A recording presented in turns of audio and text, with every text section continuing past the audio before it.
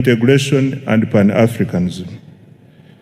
I also congratulate Her Excellency the Vice President, Right Honorable Speaker, Right Honorable Deputy Speaker, Right Honorable Prime Minister,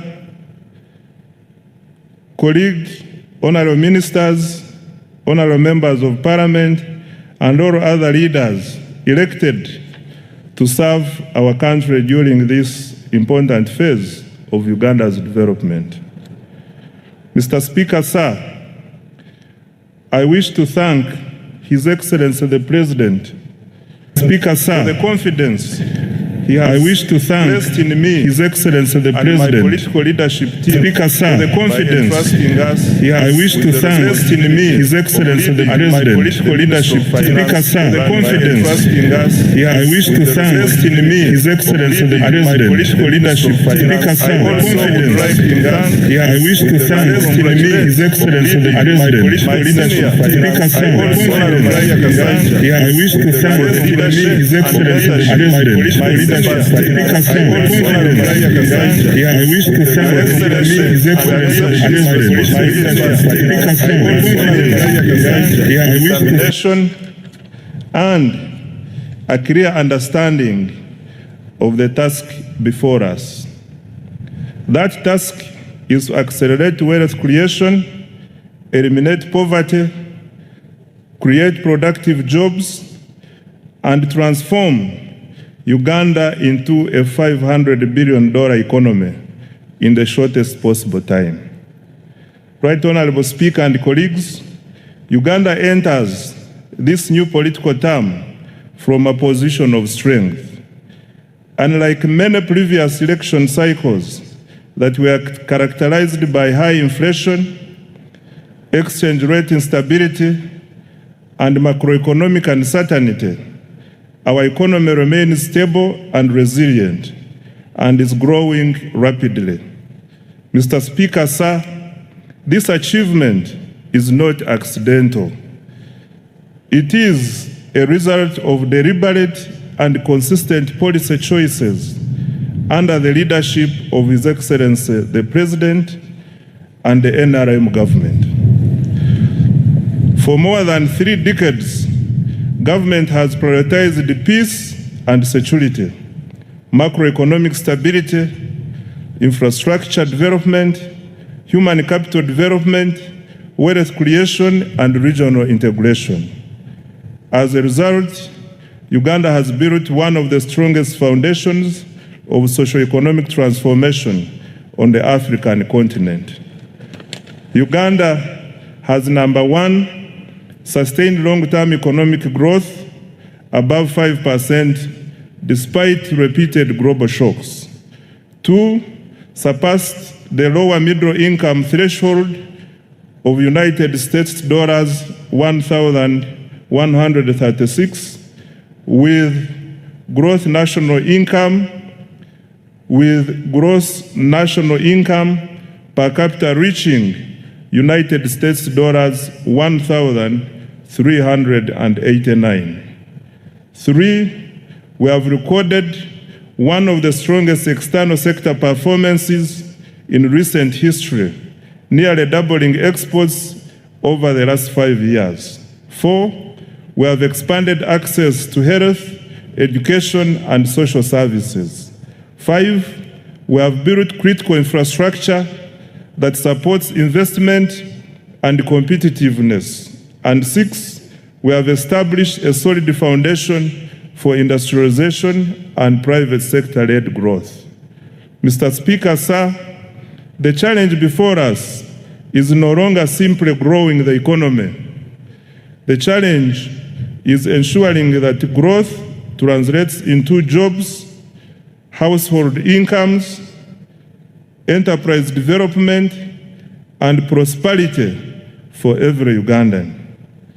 That is the essence of full monetization, as His Excellency the President has consistently emphasized.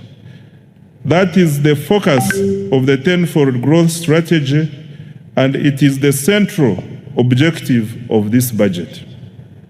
Mr. Speaker, sir, Financial year 2026-2027 marks the commencement of the implementation of the NRM Manifesto. It is also the second year of implementing the fourth National Development Plan, the first plan specifically designed to deliver the tenfold growth strategy. Mr. Speaker, sir, and honorable colleagues, in the spirit of protecting the gains, we have maintained the financial year 2026-2027 budget theme as full monetization of Uganda's economy through commercial agriculture, industrialization, expanding and broadening services, digital transformation, and market access. This theme is aligned with the East African Community Budget theme of deepening regional integration and economic resilience through improved regional security, domestic revenue mobilization, and digital transformation for inclusive growth. I now come to the recent economic performance and outlook.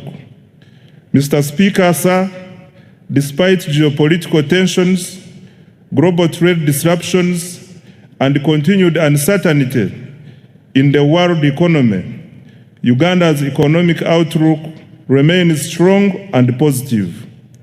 The economy is stable, growth is accelerating, inflation is low, the exchange rate is stable, exports are rising, investment is increasing, and confidence in Uganda's future remains strong.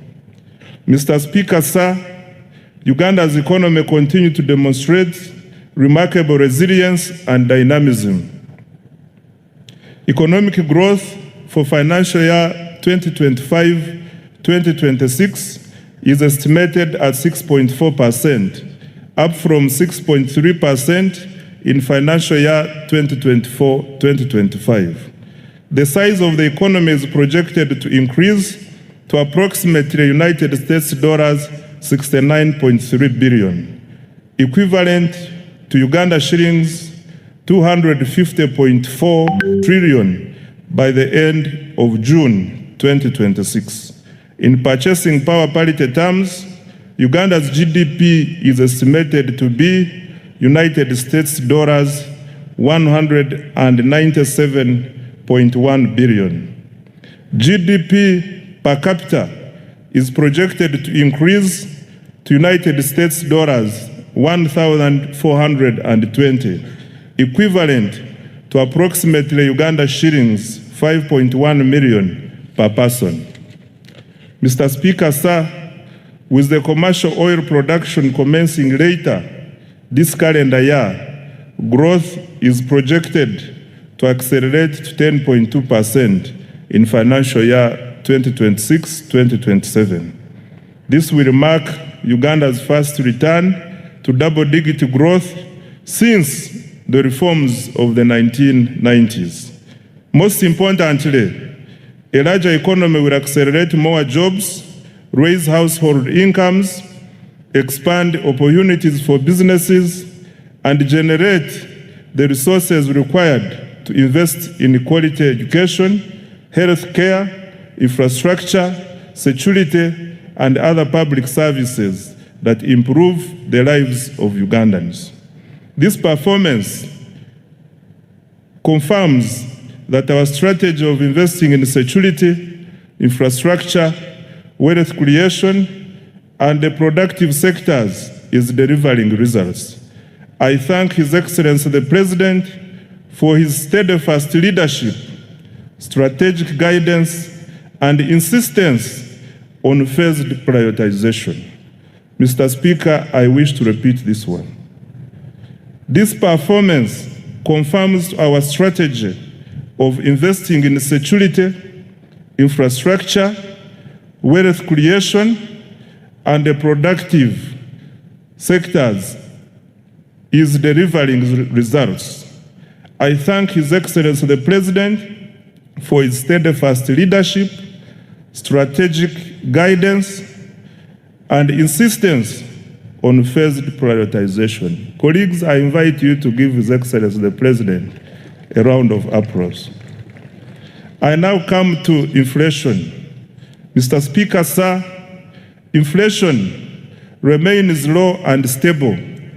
Average inflation during financial year 2025-2026 is estimated at 3.8%, compared to 3.5% recorded the previous financial year. This stability has been supported by effective coordination between fiscal and monetary policy, stable food prices, and improved management of fuel supply. Low inflation protects household incomes, supports business planning, and strengthens investor confidence. Government remains committed to maintaining price stability as a cornerstone to sustained economic growth. Right Honorable Speaker, the strength of an economy is reflected not only in how much it produces, but also in the confidence it inspires among investors, visitors, citizens, and at home and abroad. I am pleased to report that confidence in Uganda's economy continues to grow. Foreign direct investment remains strong at United States dollars 3.2 billion in the 12 months ending March 2026. This reflects growing investor confidence in Uganda's economy. Of even greater significance, investors are increasingly expressing interest in Uganda's small and medium enterprises. Kampala-based startups attracted about United States dollars 30 million in 2025, up from just United States dollars 4 million a year before. This surge signals growing confidence in Uganda's innovation ecosystem and affirms our emergence as a destination for entrepreneurship, technology, and investment. Mr. Speaker, remittances from Ugandans working abroad have significantly increased to US dollars 2.8 billion in the 12 months to March 2026 from US dollars 1.9 billion a year before. Remittances provide an important source of foreign exchange, investment, capital, and household income. Mr. Speaker, sir, tourism has fully recovered from the effects of the COVID-19 pandemic. Tourism receipts increased to United States dollars 1.86 billion in 2025, compared to United States dollars 1.4 billion in 2018-2019 before the COVID pandemic. This remarkable recovery from the lowest receipts of US dollars 562 million recorded in 2020 demonstrates growing international confidence in Uganda as a destination for business, investment, and leisure. Government remains committed to safeguarding and expanding this vital source of foreign exchange and jobs. By increasing investment in tourism infrastructure, the sector, security, and our missions abroad to effectively advance economic and commercial diplomacy. Mr. Speaker, sir, the Uganda shilling remains one of Africa's best performing freely floating currencies. This stability reflects prudent macroeconomic management, a liberalized foreign exchange regime, and a strong foreign exchange inflows from exports, tourism, foreign direct investments, portfolio inflows, and remittances. As a result, Uganda's foreign exchange reserves are now at United States dollars 6 billion. In the 12 months to March 2026, up from United States dollars 3.6 billion a year before. Government's decision to directly import petroleum products through the Uganda National Oil Company, UNOC, has further strengthened supply stability and reduced speculative pressures in the foreign exchange market. We expect the exchange rate to remain broadly stable despite ongoing global uncertainties.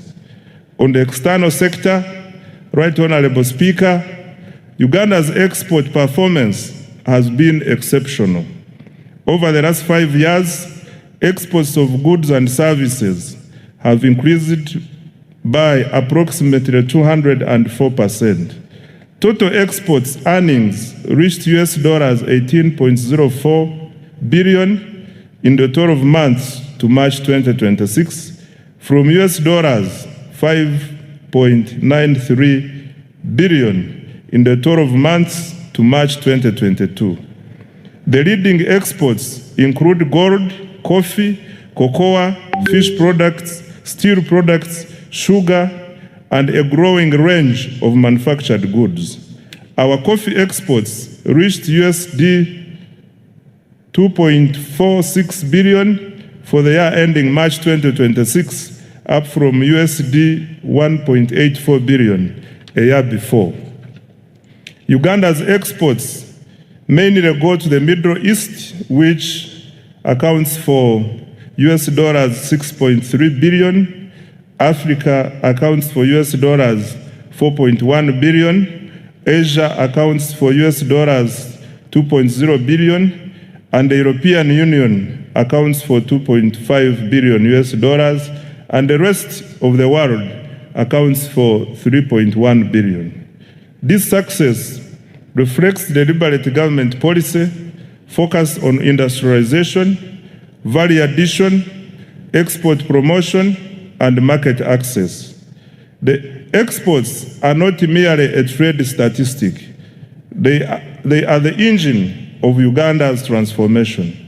They generate foreign exchange, they create jobs, they support enterprise growth, and they strengthen economic resilience. As a result of strong export performance, remittances, and investment inflows, Uganda recorded a balance of payment surplus of United States dollars 2.47 billion, 12 months to March 2026, the highest in 15 years. On employment creation, Right Honorable Speaker, the ultimate test of economic policy is whether it improves the livelihoods of our people through productive employment. Uganda's economy is gradually undergoing structural transformation.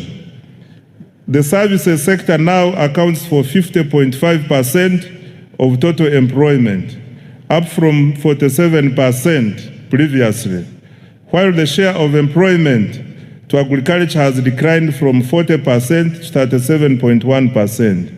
On the other hand, industry accounts for approximately 12.4% of total employment.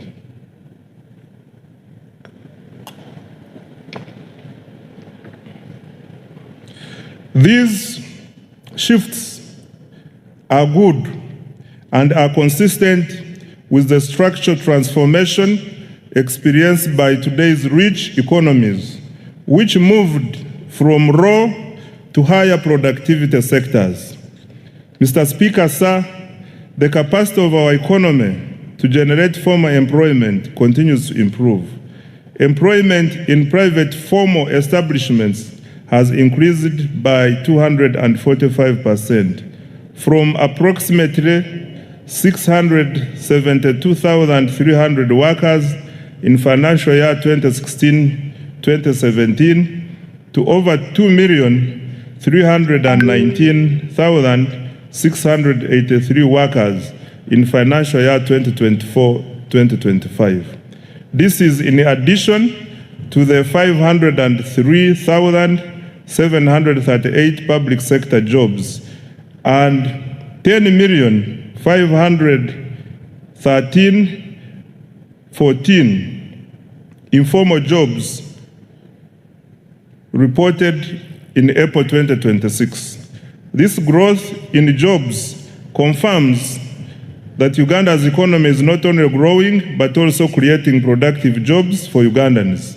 This is on account of deliberate government interventions to create jobs through industrialization and wealth creation. However, creating more productive jobs for our rapidly growing population remains an urgent economic priority. This is why government is investing in ATMs and enablers to create jobs at a scale, especially for young people. Going forward, every major intervention in the national budget will ultimately be judged by its contribution to jobs, incomes, and improved livelihoods. On fiscal performance, Mr. Speaker, sir, government's capacity to finance its development agenda using domestic resources continues to strengthen.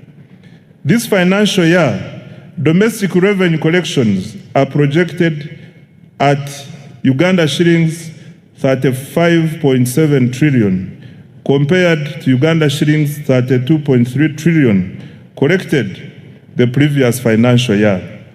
Mr. Speaker, this financial year 2025-2026, domestic revenue from taxes, non-tax revenues, and local government revenues funded up to 80.9% of the total discretionary budget of Uganda shillings 44.1 trillion. The discretionary budget includes all funds allocated to implementing programs excluding debt and other government obligations. This represents significant progress towards fiscal self-reliance and reduced dependence on external financing. Mr. Speaker, sir, increasing domestic revenue is not merely a fiscal objective. It is a sovereignty objective. A country that finances its development from its own resources enjoys greater policy independence, resilience, and sustainability. Therefore, government will continue to strengthen domestic revenue in line with the domestic revenue mobilization strategy, while preserving incentives for investment, production, and enterprise growth. In financial year 2026-2027, domestic revenue is projected to increase to Uganda shillings 45.6 trillion from Uganda shillings 35.7 trillion in financial year 2025-2026, equivalent to 15.9% of GDP. The additional resources will support investments in the wealth creation, ATMs, and the enablers. I now come to public debt, Right Honorable Speaker. Mr. Speaker, as of December 2025, Uganda's total public debt stood at United States dollars 34.86 billion, equivalent to approximately Uganda shillings 126.19 trillion. Of this, external debt amounted to US dollars 15.84 billion, while domestic debt was United States dollars 19.02 billion. This translates into a debt to GDP ratio of approximately 53.0%. Mr. Speaker, public debt should always be assessed alongside the assets it finances and the economic returns it generates. Over the past 10 years, Uganda's debt has financed strategic investments that are transforming the productive capacity of our economy. These investments include, number one, integrated transport infrastructure, which accounts for 31.1% of the debt. Number two, electricity infrastructure, which accounts for 19.3%. Three, water infrastructure, which accounts for 10.3%. Four, agro-industrialization, which accounts for 9.2%. Five, education and health, which accounts for 7.7%. Six, housing and urban development, which accounts for 6.3%. Seven, industrial parks and industrial development, which accounts for 2%, and other investments such as national backbone infrastructure to extend internet, STI, and regional development, which accounts for 7.0%. Mr. Speaker, Uganda's public debt remains sustainable and is projected to stay so over the medium and the long term. Accountability for financial year 2025-2026 and priorities for financial year 2026-2027. Mr. Speaker, when the budget for financial year 2025-2026 was presented last year, government made several commitments aimed at accelerating monetization of the economy and implementing the tenfold growth strategy. The budget focused on three broad areas, namely, number one, wealth creation programs, two, strategic investments in the ATMs, and three, investment in the key enablers of growth. I am pleased to report that substantial progress has been made in all the three areas above. On wealth creation, Mr. Speaker, the foundation of Uganda's economic transformation is ensuring that every Ugandan participates in the money economy. Government, therefore, has continued to invest in programs that expand access to affordable capital, strengthen enterprise development, and increase household incomes. To date, government has invested close to Uganda shillings 11 trillion directly into wealth creation initiatives, targeting households in subsistence economy, farmers, youth, women, and businesses. These interventions are reducing barriers to participation in economic activity while expanding opportunities across the country. Let me highlight what we have done in the flagship wealth creation programs. On parish development model, Mr. Speaker, the parish development model remains government's most important intervention for eliminating subsistence and expanding participation in the money economy. I wish to thank His Excellency the President for his vision and unwavering commitment to this program. PDM is not merely a financing program, it is a structural transformation program. Its objective is to move households from subsistence to commercial production, from survival to enterprise, and from poverty to prosperity. Over the past 5 years, government has transferred Uganda shillings 4.4 trillion to all 10,589 parishes nationwide, and as a revolving capital. Ugandans who were previously outside the money economy are now engaged in money-making enterprises. By the end of this month, PDM funds will have reached over 4 million beneficiaries. The PDM is raising household incomes, improving food security, and creating local economic opportunities for Ugandans who previously relied on subsistence production. Mr. President, thank you for your visionary leadership.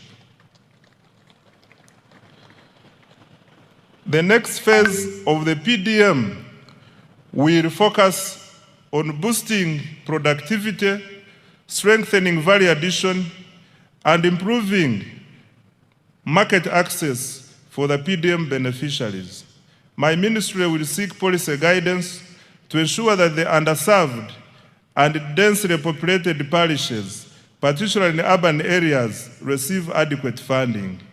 Equally important, we will begin a gradual deliberate transition from government transfers to a self-sustaining financial ecosystem. Ultimately, a PDM bank underpinned by strong repayment performance, governance, and value chain development.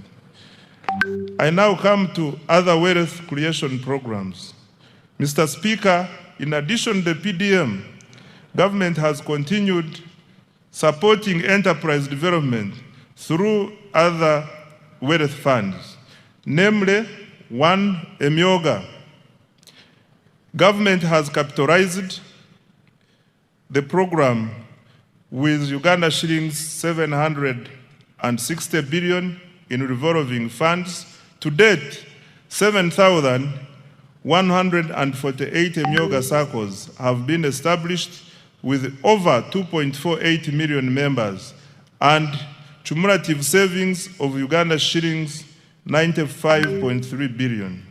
An additional Uganda shillings 100 billion has been allocated in financial year 2026-2027. Number two, Katale Loan Facility. The government, through the Microfinance Support Center, introduced this wealth fund to expand access to affordable working capital for market vendors and urban informal operators. It is currently piloted in 6 major markets within the Kampala metropolitan area and will be rolled out nationwide in financial year 2026-2027. The piloted markets are St. Balikudembe, commonly known as Owino, Nakawa, Kalerwe, Busega, Nakasero, and Gaba markets. The facility is providing working capital loans at an interest rate of 8% per annum. 3, the Small Business Fund. This fund, initially called the Small Business Recovery Fund, was established in 2021 to help small businesses affected by COVID-19 to recover. The fund has disbursed over Uganda shillings 82.1 billion to more than 4,031 small and medium enterprises. It provides affordable financing of up to Uganda shillings 500 million at a 10% interest rate to formal enterprises employing at least 2 people. 4 is the Agricultural Credit Facility.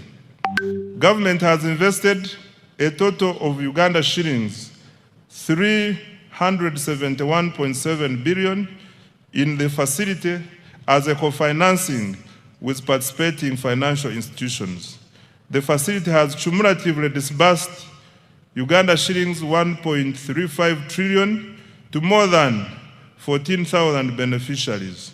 In financial year 2026-2027, an additional Uganda shillings 47.68 billion has been allocated to further capitalize the facility. 5, large-scale commercial farmers financing scheme. In financial year 2025-2026, Uganda shillings 41 billion was provided for interest payments on behalf of the large-scale farmers cultivating over 50 acres of grain and animal feeds. This support has so far enabled 186 farmers to access a total of Uganda shillings 169.1 billion from government-owned commercial banks. The farmers are expected to repay the principal while government pays the interest on their behalf. An additional 41 billion Uganda shillings has been allocated for financial year 2026-2027. 6. Uganda Development Bank. Government has cumulatively capitalized Uganda Development Bank with shillings 1.6 trillion to provide long-term patient capital to strategic sectors vital for industrialization and value addition. The bank has extended over Uganda shillings 2.45 trillion in financing to more than 600 businesses across agriculture, manufacturing, tourism, construction, and services. An additional Uganda shillings 442.2 billion has been allocated in financial year 2026-2027 to further capitalize Uganda Development Bank. 7. GROW and other women funds. Through the World Bank financed GROW project, Uganda shillings 133.14 billion in soft loans has been extended to 6,584 women-owned businesses to support their transition from informality. This complements Uganda shillings 153.5 billion previously disbursed under the Uganda Women Entrepreneurship Program WEP, which has benefited 244,805 women. 8. Youth empowerment programs. The Youth Livelihood Program has financed 24,859 projects benefiting 275,034 youth at a cost of Uganda shillings 195.4 billion, while 57,849 youth have benefited from the Youth Venture Capital Fund. Number 9 is the revolving fund for the creative artists. Government has provided Uganda shillings 33 billion to establish a revolving fund for musicians and other creatives to promote enterprise growth and job creation. 10. Support to teachers' circles. Government released Uganda shillings 20 billion to private teachers' unions to strengthen teachers' welfare through improved access to affordable credit.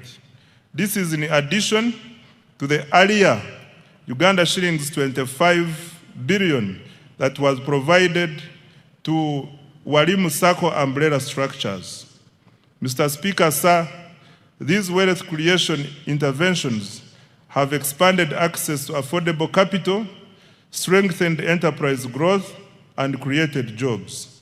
In financial year 2026-2027, government has allocated an additional Uganda shillings 2.49 trillion in wealth creation programs to accelerate monetization of the economy and expand wealth creation. I now come to accelerating tenfold growth through the ATMs.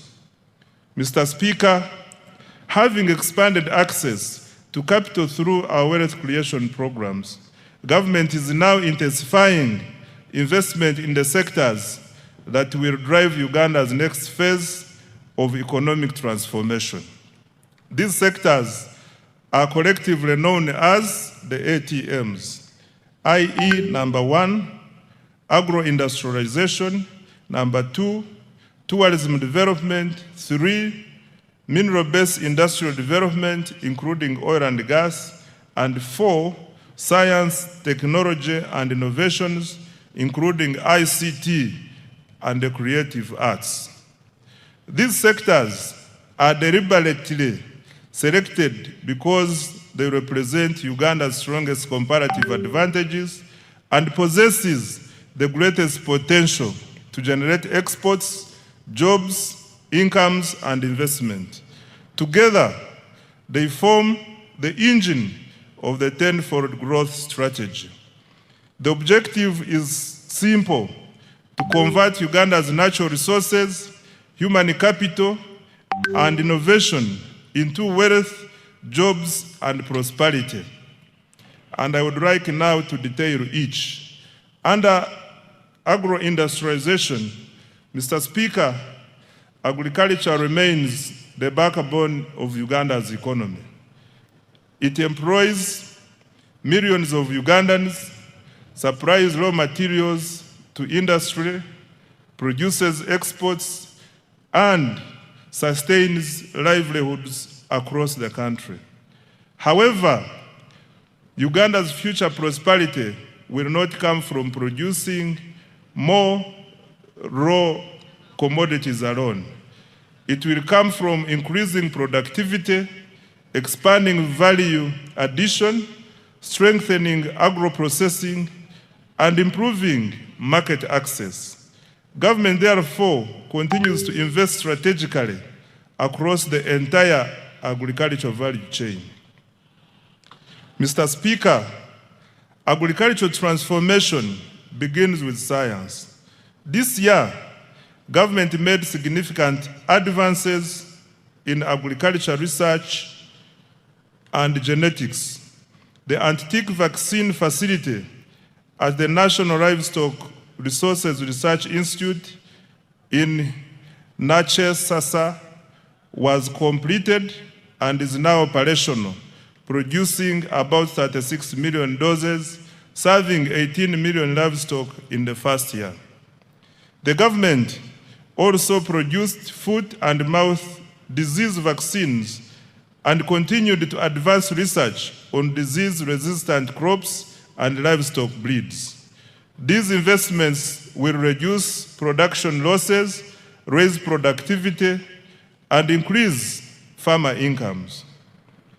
On water for production and irrigation, Mr. Speaker, climate change continues to expose farmers to significant weather-related risks.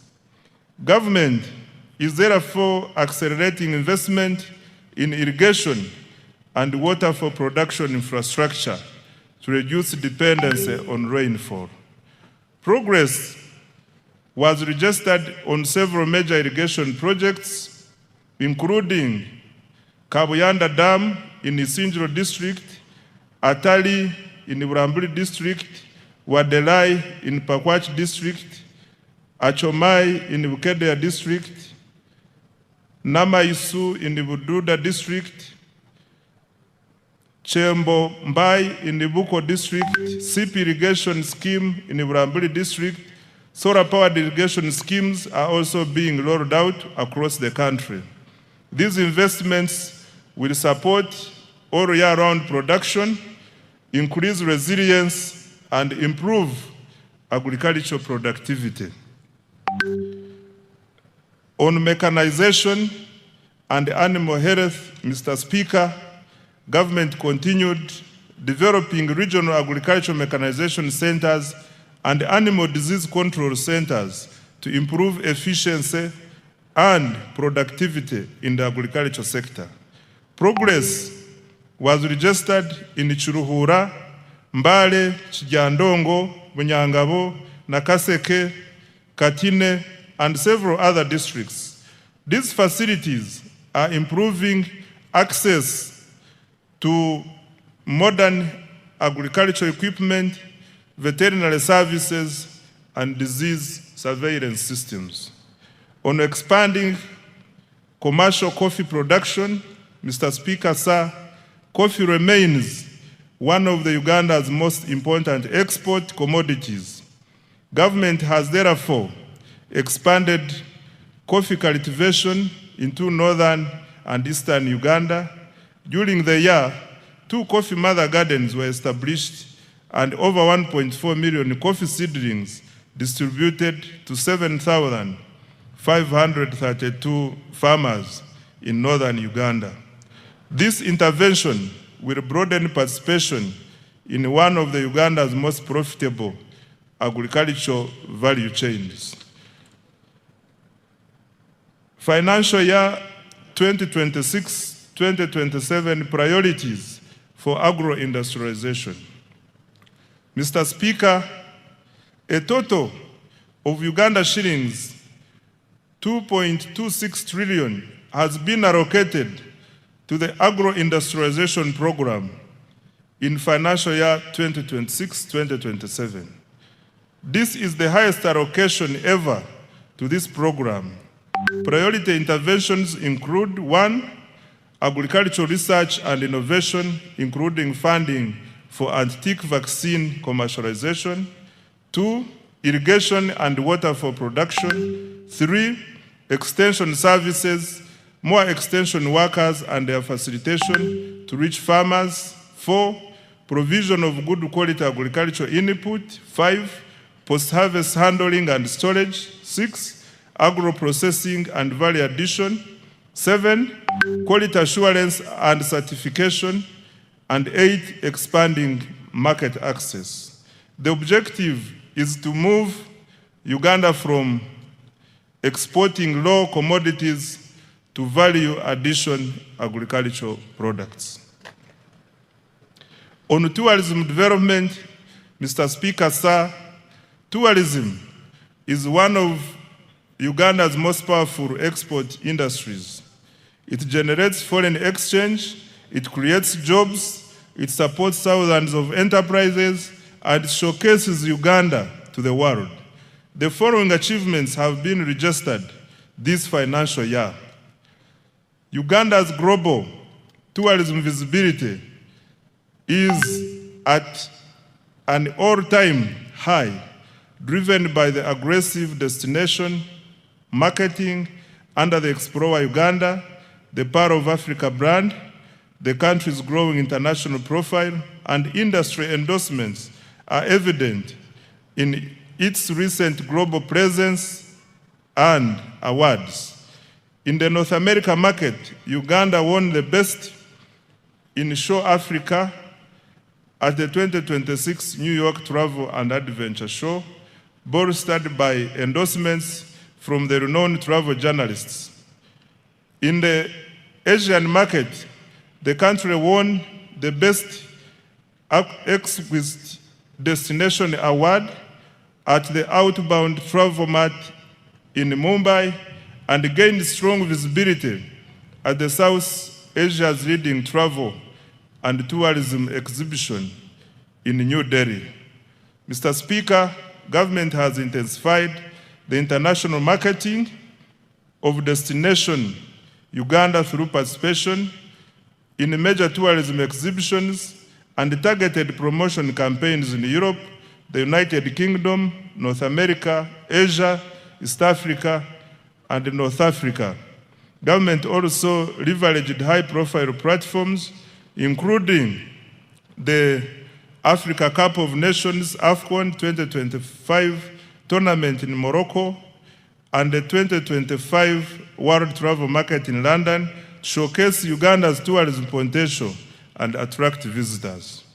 In addition, Uganda successfully secured a bid to host 2 international conferences, further strengthening its position as a preferred destination for meetings, incentives, conferences, and exhibitions.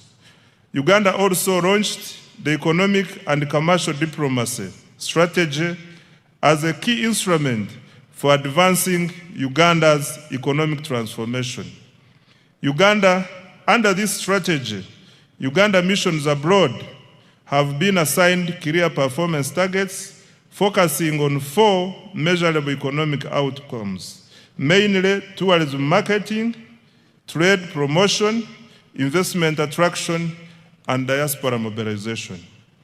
The economic and commercial diplomacy strategy is contributing to improved economic performance with increased international tourist arrivals and receipts, foreign direct investment inflows, and merchandise export earnings.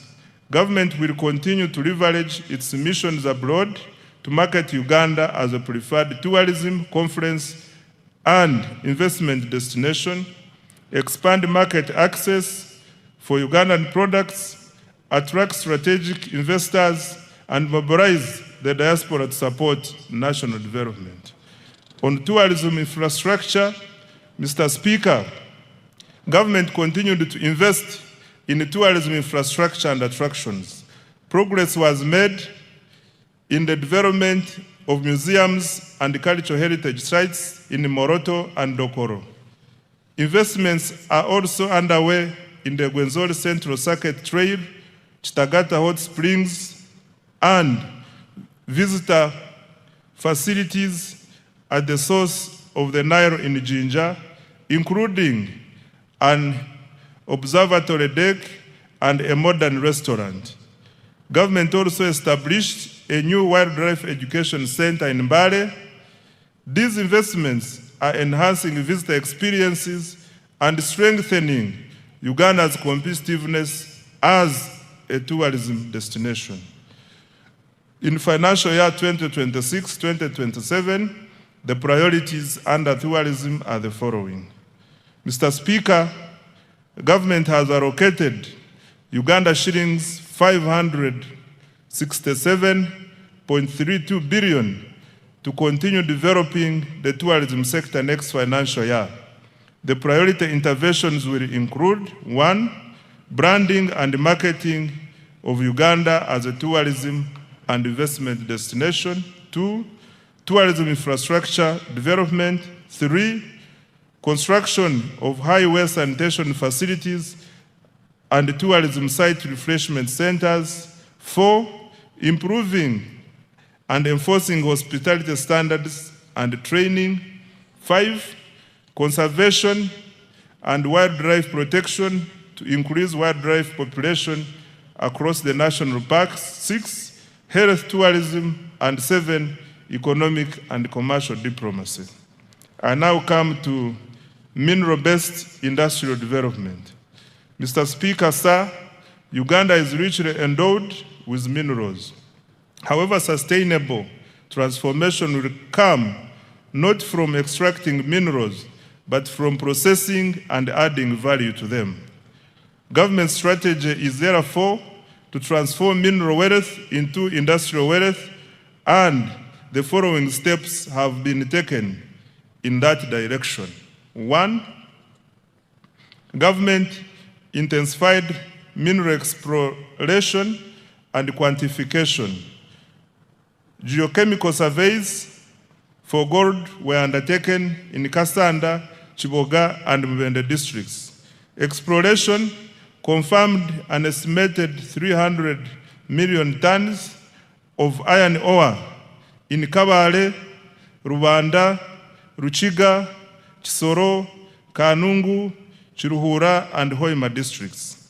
Surveys of copper prospects were conducted at the Bukusu carbonatite complex, which also has the potential for rare earth elements, as well as at the Boma and the Gwensakara sites. Evaluation of uranium, manganese, lithium, and nickel deposits is also ongoing across the country. Number 2, to add value to Uganda's limestone, a new clinker factory was commissioned in Moroto district to produce inputs for cement production. The factory operates a 6,000 ton per day clinker production line with annual production capacity of 2 million tons of clinker and 3 million tons of cement. The project is expected to save the country up to $260 million annually in clinker imports and create up to 4,000 jobs. Number 3, government continued to make substantial progress towards fast oil. Construction of the East African crude oil pipeline and the central processing facilities is at advanced stage and nearing completion. The Tilenga and Kingfisher upstream development projects also registered significant progress despite logistical challenges arising from the ongoing conflict in the Middle East. During the year, 51 additional wells were drilled, bringing the cumulative number to 199 wells, exceeding the 189 wells required for fast oil production later this year. 4, government completed the first phase of Kabalega International Airport, providing critical logistics, infrastructure to support oil and gas development, tourism, trade and investment in the Albertine region. Number 5, through the Uganda National Oil Company, government continued the bulk procurement of petroleum products. This has strengthened fuel security and ensured uninterrupted supply despite disruptions in global energy markets. Consequently, Uganda experienced minimal fuel price volatility compared to several countries in the region. 6, in addition, government through UNOC acquired a 20.15% stake in the Kenya Pipeline Company. This is a strategic investment to strengthen Uganda's energy security and enhance the reliability of fuel supply. Given that over 95% of Uganda's refined petroleum products are imported through the Kenyan corridor, this investment will help secure access to critical petroleum infrastructure and support more predictable fuel supply and pricing. Financial year 2026-2027 priorities for minerals and oil and gas. Mr. Speaker, sir, Uganda shillings 473.51 billion has been allocated for mineral-based industrial development, mining, and oil and gas. And the priority areas include, number 1, continued mineral exploration, quantification, and certification. Number 2, continued capitalization of the National Mining Company. 3, establishment of the mineral market and buying centers. 4, operationalization of ECOP. And 5, development of the oil refinery. I now come to science, technology, and innovations. Right Honorable Speaker, no country has achieved rapid economic transformation without innovation. Science, technology, and innovation, including ICT and the creative arts, are critical drivers of productivity, industrialization, and competitiveness. They provide the tools to modernize production, create high-value jobs, and expand Uganda's participation in the global knowledge economy. For Uganda to achieve a tenfold expansion of the economy, STI is going to be at the center of our development strategy. Mr. Speaker, commissioning the Chira vehicle plant in Ijinja marked a major milestone in Uganda's industrialization journey and demonstrates the country's growing technological capabilities. The plant has the capacity to produce up to 2,500 buses annually. Despite being in its early stages of operation, Chira Motors has already made bus sales worth Uganda shillings 21.6 billion and received orders for 450 buses from Uganda and the region. the quality and reliability of its products were further demonstrated through the successful Pearl to Cape electric expedition, during which the Kayora electric bus traversed more than 13,000 kilometers across Africa. Mr. Speaker, to date, more than 25,000 electric vehicles, including buses, motorcycles, and bicycles, have been produced locally with up to 40% local content. In a further boost to the sector, Solar Power completed the construction of East Africa's first production-scale lithium-ion battery assembly plant in Uganda. This has strengthened domestic manufacturing capacity and positioned the country as a regional hub for electric mobility and clean energy technologies.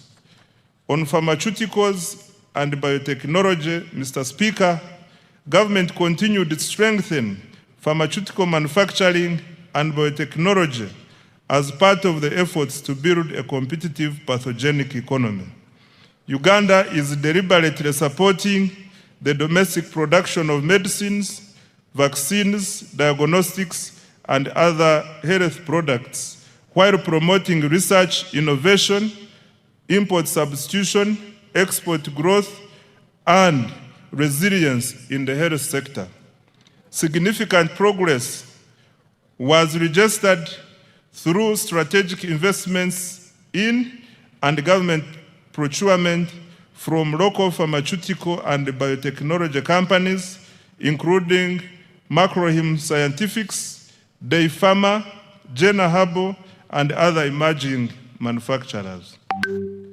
Macrohim Scientifics has established itself as a leading African manufacturer for rapid diagnostic kits, recording annual sales of approximately United States dollars 75 million from products used in the diagnosis of malaria, HIV/AIDS, and sickle cell diseases. Day Pharma has operationalized manufacturing lines for generic, oral solid, and liquid medicines, and secured approvals from the National Drug Authority for a range of essential medicines. Jena Herbal, the manufacturer of Covidex, has established a pharmaceutical manufacturing facility in Soroti, expanding Uganda's capacity to produce health products locally and strengthening the country's pharmaceutical value chain. These investments are improving health security, reducing imports, and creating high-value jobs.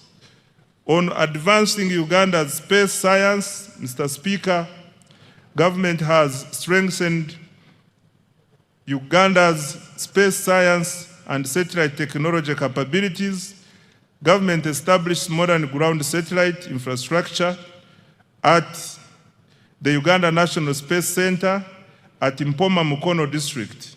This has enabled our scientists to successfully deploy a climate camera to the International Space Station.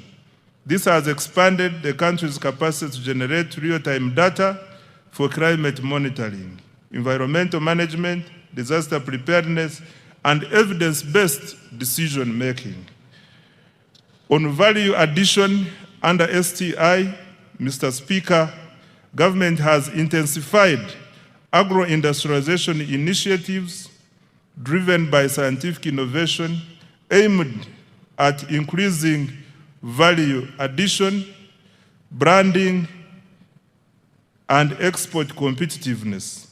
The Banana Value Addition Facility by Professor Mlanga strengthened its production capacity for banana value-added products and fulfilled export orders from South Korea, Saudi Arabia, Qatar, and Italy. In addition, government has invested in the establishment of the Coffee Park in Ntungamo, the Africa Coffee Park has innovated 18 products of value-added coffee ready to go into the market for roast, freeze-dry, and spray-dry high-level technology. On digital transformation, Mr. Speaker, government continued expanding digital infrastructure to improve the availability, reliability, affordability of ICT services, as well as access to the services.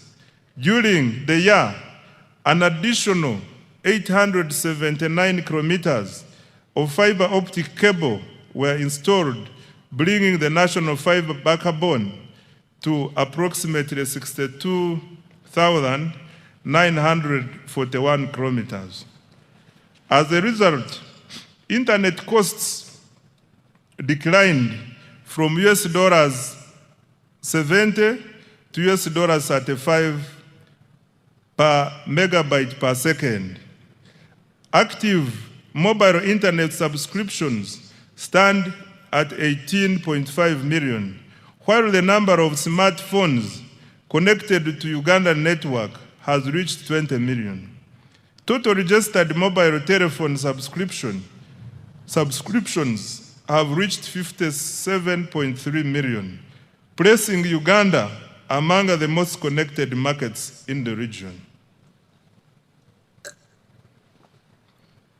The increased penetration of mobile telephones has increased financial inclusion and improved access to e-commerce, telemedicine, marketing, and agricultural information for farmers.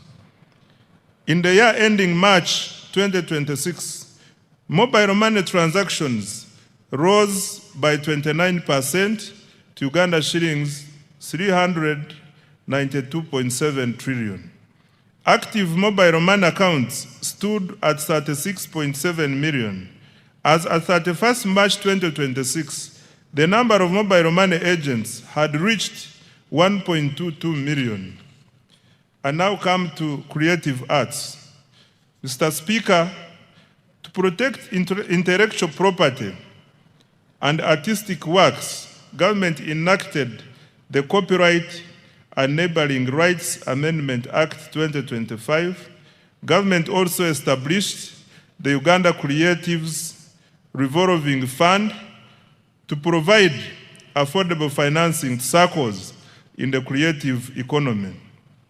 By December 2025, approximately Uganda shillings 18.99 billion had been disbursed to 50 circles of musicians, benefiting 3,047 individuals, of whom 62% are youth and 43% are women. Government is also finalizing the acquisition of a dedicated home for creative artists to serve as a common user facility for young talents to create wealth and jobs. The priorities for financial year 2026-2027 under STI, ICT, and creatives are the following.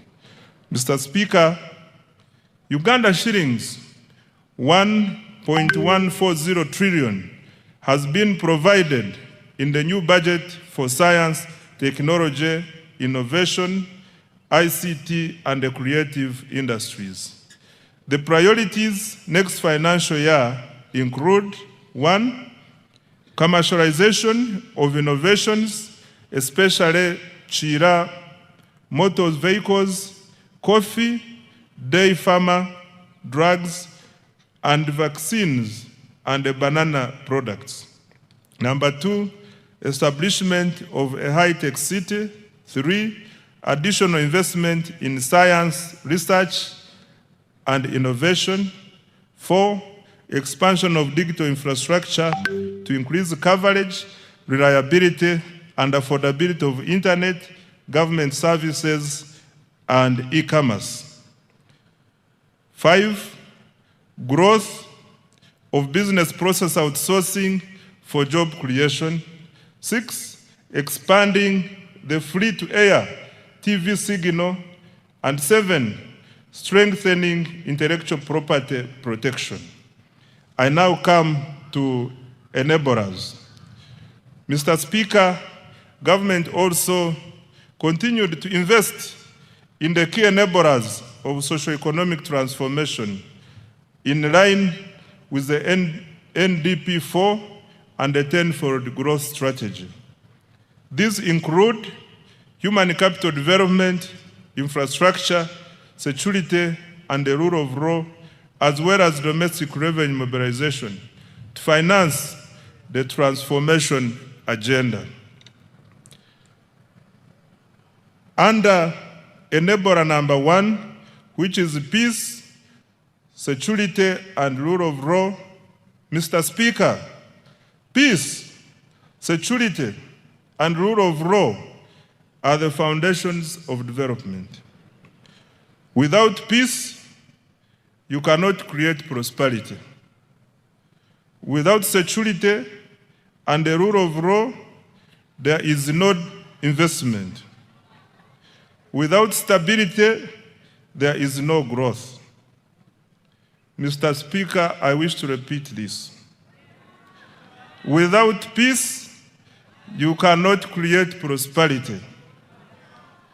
Without security and rule of law, there is no investment.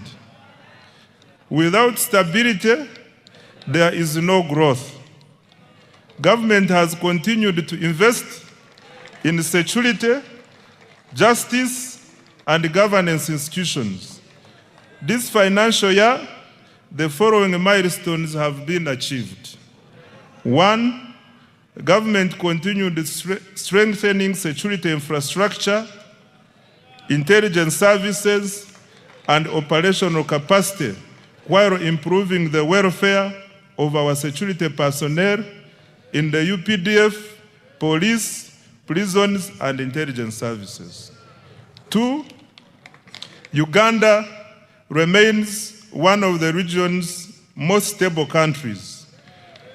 Despite being an election year, reported crimes fell by 10.2% from 218,715 cases in 2024 to 196,405 in 2025, reducing the crime rate from 502 to 427 per 1,000 people. 3, Uganda continued to contribute to regional peace and security through African Union and UN peace support operations in Somalia, alongside military deployments in the Democratic Republic of Congo, South Sudan, and other places. Number 4, the 275-bed National Referral Military Hospital in Mbuya, Kampala, is now operational. It attends to an average of 150 patients per day for services including dialysis, dental care, physiotherapy, and ENT. Number 5, construction of the UPDF military headquarters in Mbuya is 70% complete. In addition, over 230 housing units and new administrative blocks for the Air Force and Marines are under construction to enhance personnel welfare and operational efficiency. Number 6, government provided over Uganda shillings 1.6 mass enrollment and issuance of national identity cards progressed well. The total population identified with the National Identification Number NIN is 34.14 million, renewals 13.85 million, cards printed 14.67 million, and cards issued to the population 6.2 million. Beyond securing elections and supporting national security, the national ID has improved access to public services, broadened financial inclusion, and eased travel within the East African community.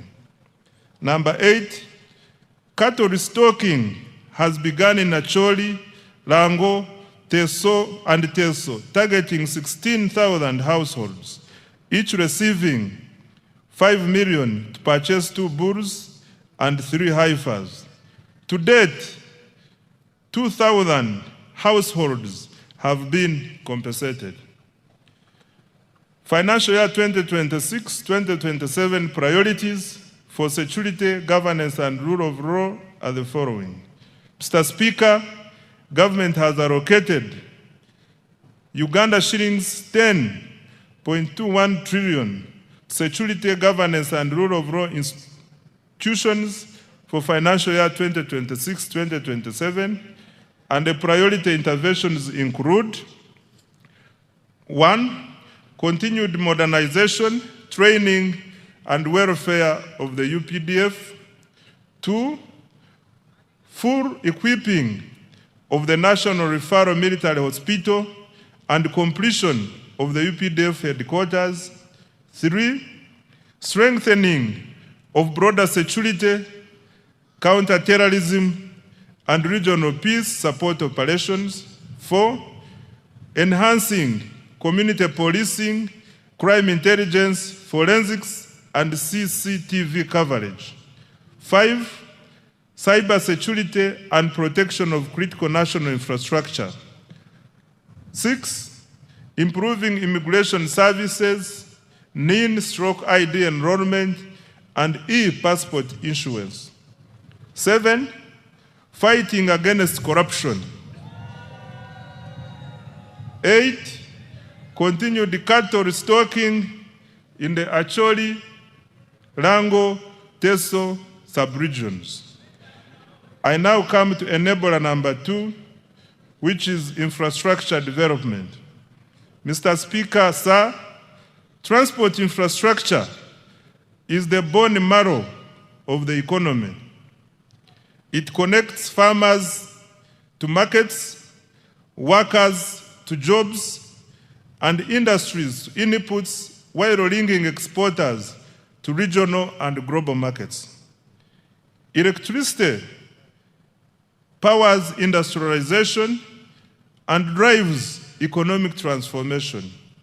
In financial year 2025-2026, government achieved the following infrastructure development. Under roads and bridges, government continued with the construction of 24 major roads, totaling approximately 1,154 kilometers, and rehabilitated a further 949 kilometers of national roads. 2, government continued developing 14 strategic bridges to enhance connectivity, improve access to socio-economic services, and support the movement of goods and people within and across regions. 3, government stepped up maintenance of national roads network. Over 7,400 kilometers of paved and 14,000 kilometers of unpaved roads were maintained through labor-based contracts, and a further 1,282 kilometers of paved and 3,146 kilometers of unpaved roads were looked after under routine mechanized maintenance. 4, government opened 124 kilometers, graded 175 kilometers, and gravelled 64 kilometers of district and community access roads using the force account. 5, Local governments maintained 2,700 kilometers of district and community access roads, upgraded and maintained 820 kilometers of city and municipal roads, and rehabilitated 120 kilometers of district roads. Under development of Greater Kampala Metropolitan Area infrastructure, Mr. Speaker, government has embarked on revamping road infrastructure in Greater Kampala Metropolitan Area. The target is to upgrade over 600 kilometers in the next 5 years and to maintain all major existing roads. To date, 297 kilometers of roads have been paved, several roads have been rehabilitated and maintained, and 8 major road junctions signaled to improve traffic flow and road safety. Mr. Speaker, Kampala made history as the first city in Africa to be inducted into the international network of 3 cities in the world. Government will continue building on this heritage and global recognition.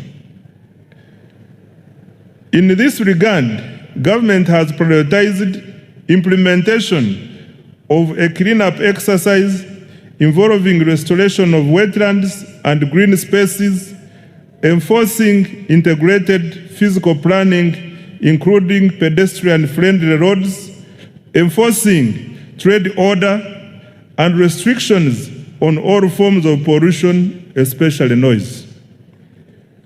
I now come to water transport. Mr. Speaker, government has constructed, maintained, and operated 15 ferries to connect island communities to markets and services. The Buyende Kagwara Kabiramaido ferry has commenced operations. 2 ferries on Lake Bunyonyi in Kabale are under construction and are expected to begin service by June 2027.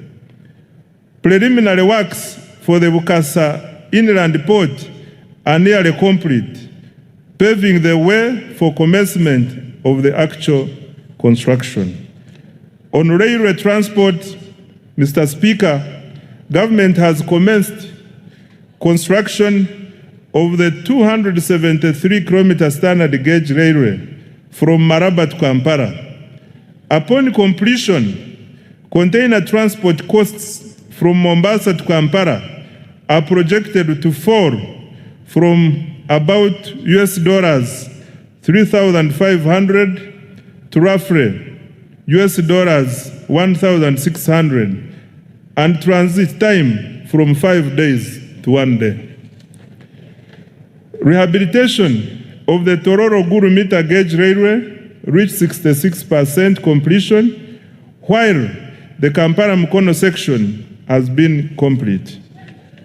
On air transport, Mr. Speaker, with regard to air transport, physical works for Kabalega International Airport are complete.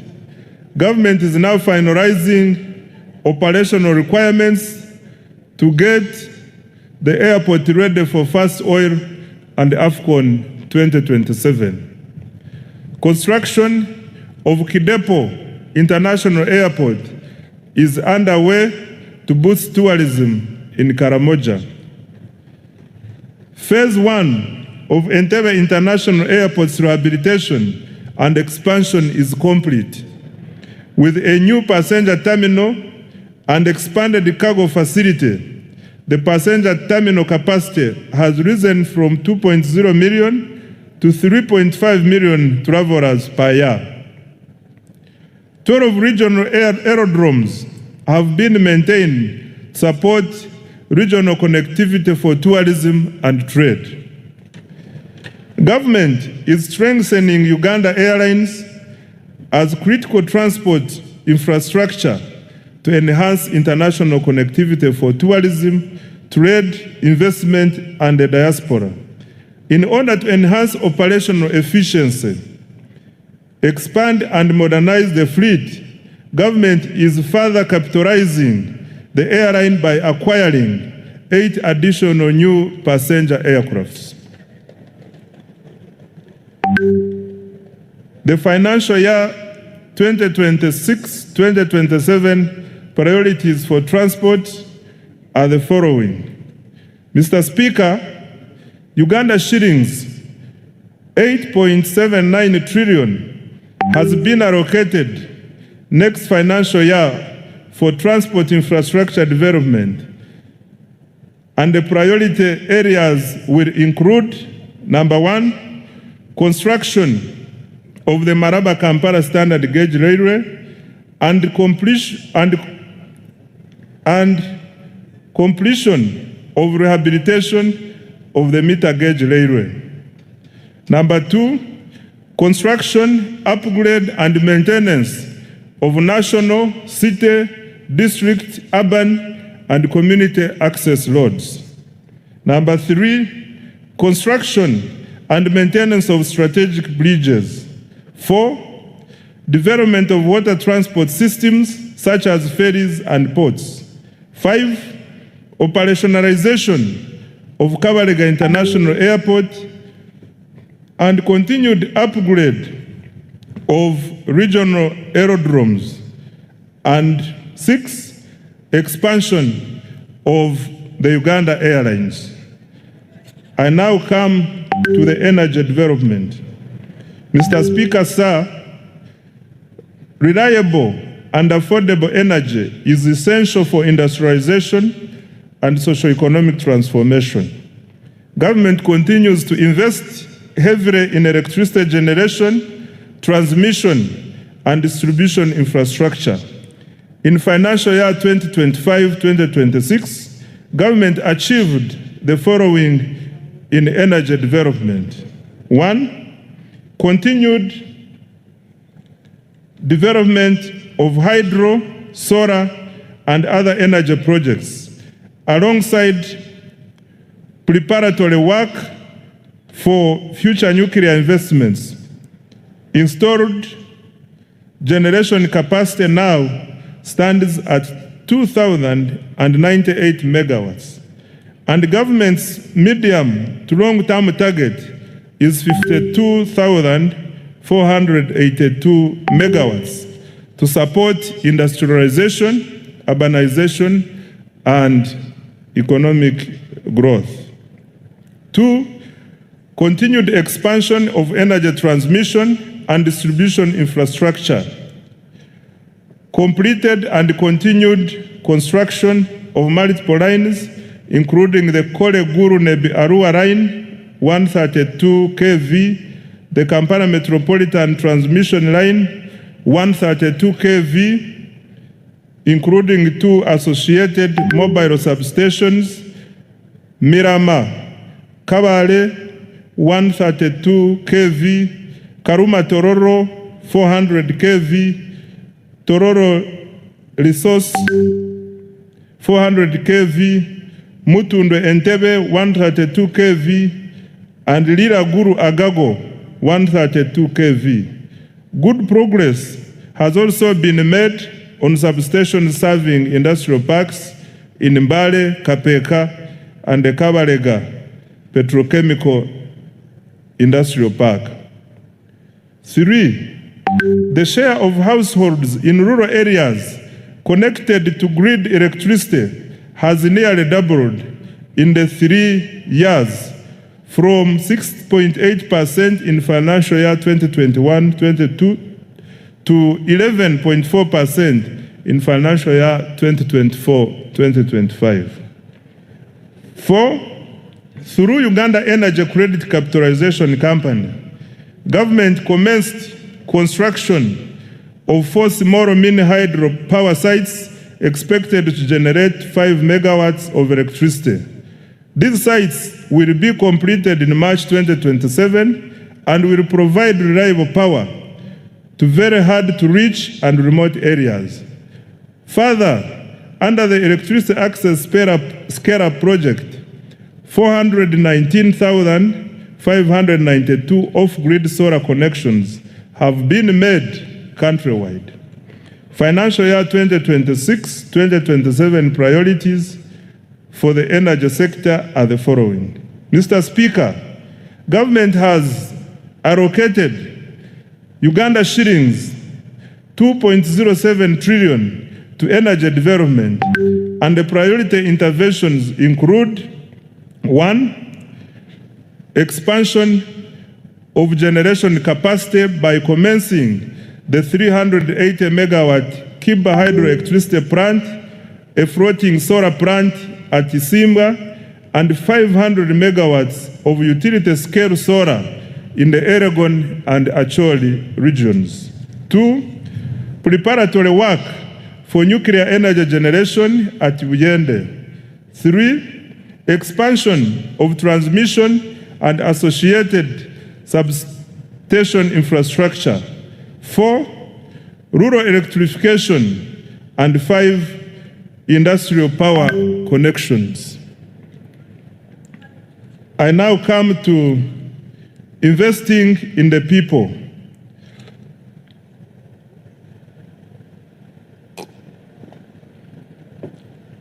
Mr. Speaker, economic transformation is ultimately about people. A healthy, educated, skilled, and productive population is indispensable for sustained growth and shared prosperity. That is why government continues to allocate a large share of the discretionary budget to human capital development, i.e. health, education, water and sanitation, and social protection. During financial year 2025-2026, the following milestones were achieved. Under health, Mr. Speaker, government sustained its policy of progressively increasing investment in essential medicines and health supplies. Accordingly, funding through the national medical stores was increased by Uganda shillings 145.33 billion to Uganda shillings 862.93 billion in financial year 2025-2026. Government will continue to increase domestic financing for essential health commodities with the aim of substantially reducing reliance on donor support. This will guarantee uninterrupted access to essential medicines like antiretroviral medicines, anti-malarial drugs, vaccines, immunization supplies, laboratory commodities, and anti-tuberculosis medicines. Government continued to modernize healthcare infrastructure and equipment. During the year, 17 regional referral hospitals and 25 general hospitals were equipped with neonatal intensive care units. In addition, 14 regional referral hospitals received CT scan machines. Construction and upgrading of 31 health facilities across Karamoja is ongoing. Government also completed high-capacity medical waste incinerators in Fort Portal, Guru, Barara, KCCA, and Lira. Busorwe, Gombe, Kaworo hospitals were also rehabilitated. Right Honorable Speaker, government continued to promote preventive health care through immunization, disease prevention, and nutrition programs. Immunization coverage for children under 1 year reached 94%, while first dose measles, rubella coverage reached 93%.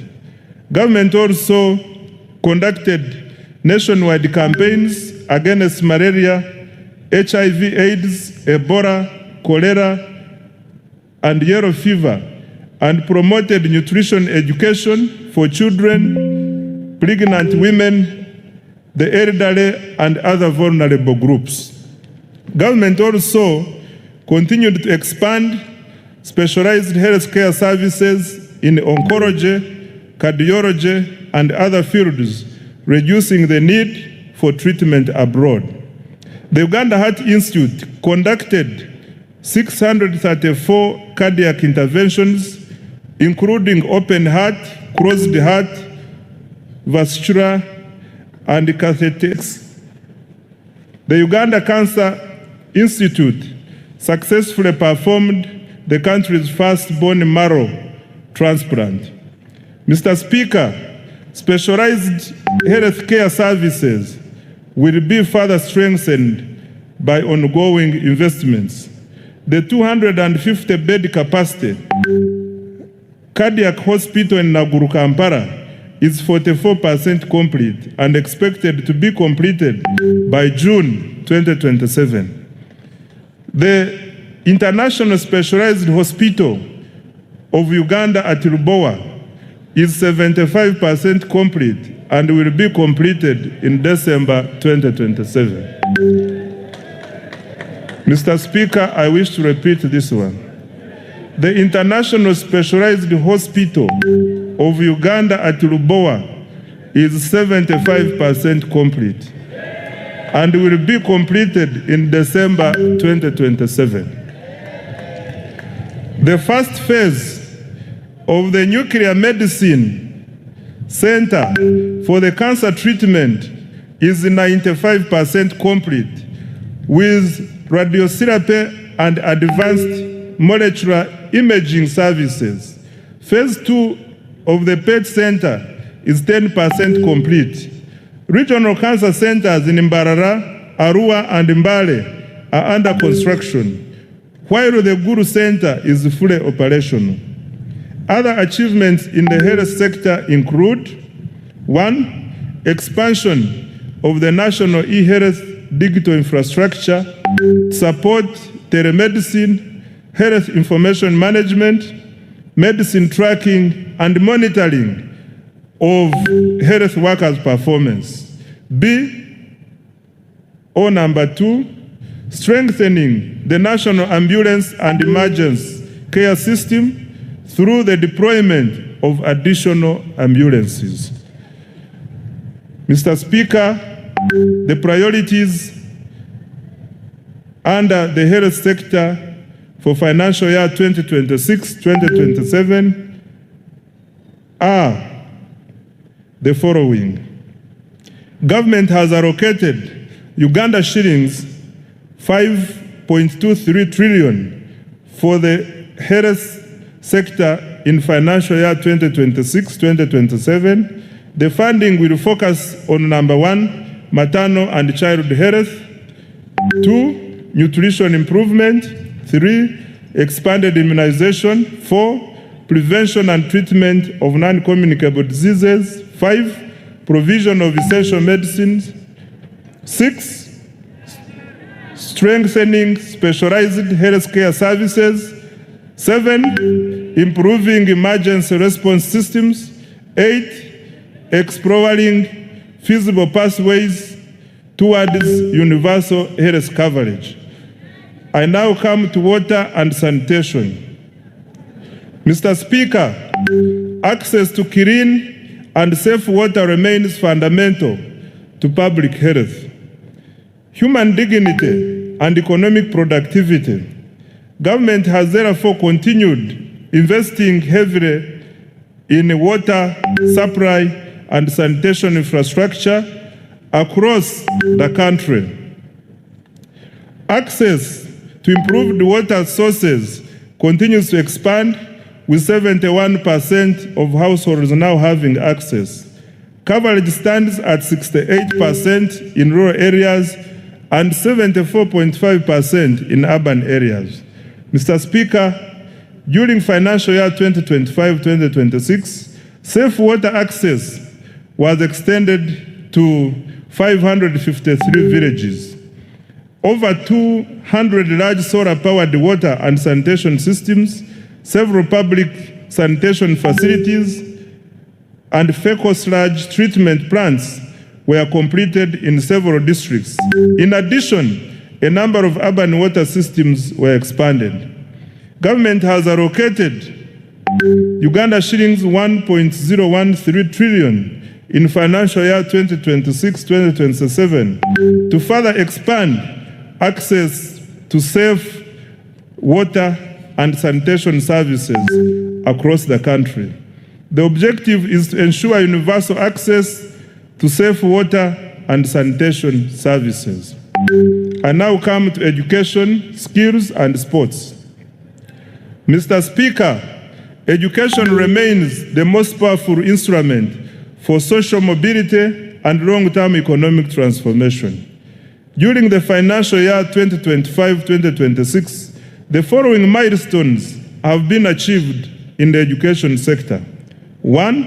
In order to expand access to education, government continued financing universal primary education (UPE) and universal secondary education (USE). Approximately 9.52 million learners benefited from UPE, while about 995,116 learners benefited from universal secondary education and universal post-O-level education and training. 2. Government completed construction of 90 additional seed secondary schools, expanded 54 existing schools, and operationalized 259 seed schools. 3. In preparation for AFCON 2027, Hoima Stadium has been completed, upgrades to Nambole Stadium are progressing well, and other required tournament facilities remain on schedule. Further construction of Akibwa Stadium is on schedule. Number 4, government has intensified investment in STEM, technical and vocational education, industry-linked skills development, and digital literacy. In financial year 2026-2027, priorities for education, skills, and sports, Mr. Speaker, are the following. Next year, government has allocated Uganda shillings 6.66 trillion to further improve education of Ugandans. Priorities will include: number 1, access to quality UPE and USE. Number 2, strengthening STEM and vocational education. 3, improving teacher welfare and training with emphasis on pre-primary teachers. 4, curriculum reform. 5, strengthening public universities and research institutions. And 6, completing critical sports infrastructure for AFCON 2027. Mr. Speaker, beginning financial year 2026-2027, an additional Uganda shillings 568.65 billion has been allocated to enhance salaries for primary school teachers and arts teachers in secondary schools and BTVET institutions. I now come to social protection and inclusive development. Mr. Speaker, the NRM government has over the years ensured economic growth is inclusive. Government continues implementing targeted programs aimed at supporting vulnerable groups and expanding economic participation. The following are some of the achievements. 1, government has continued to support older persons through the Social Assistance Grant for Empowerment SAGE, which has cumulatively reached 489,673 beneficiaries, with a total of Uganda shillings 836.1 billion. In addition, the Special Enterprise Grant for Older Persons has supported 17,000 245 older persons with approximately Uganda shillings 13 billion. Number 2, under the National Special Grant for persons with disabilities, 72,772 beneficiaries have received Uganda shillings 48.5 billion across 171 local governments. 3, the Youth Livelihood Program has financed 24,859 projects benefiting 275,034 youth at Uganda shillings 195.4 billion, while 57,849 youth have benefited from the Youth Venture Capital Fund. 4, the GROW project has extended Uganda shillings 111.1 billion in loans to 4,889 beneficiaries, while the Women Entrepreneurship Program WEP has cumulatively supported 244,805 women with Uganda shillings 153.5 billion. And 5, government has continued to negotiate bilateral labor agreements to protect workers' rights, promote decent work, and expand overseas employment opportunities for skilled Ugandans. Financial year 2026-2027 priorities for social protection. Mr. Speaker, sir, next financial year, government has allocated Uganda shillings 173.55 billion for social protection, which will focus on 1, expanding economic empowerment programs, 2, strengthening labor standards, 3, supporting youth employment initiatives, 4, promoting women's economic participation, 5, enhancing social protection systems, and 6, establishing a robust labor market information system. Mr. Speaker, overall, Uganda shillings 13.56 trillion has been allocated next financial year to invest directly in the people of Uganda through health, education, social protection, and water and sanitation. This investment reflects government's conviction that people are Uganda's greatest asset. Enabler 4, industrial development and manufacturing. Mr. Speaker, nations achieve prosperity not by exporting raw materials, but by transforming them into high-value products. For this reason, government places high priority on industrial development, manufacturing, and value addition.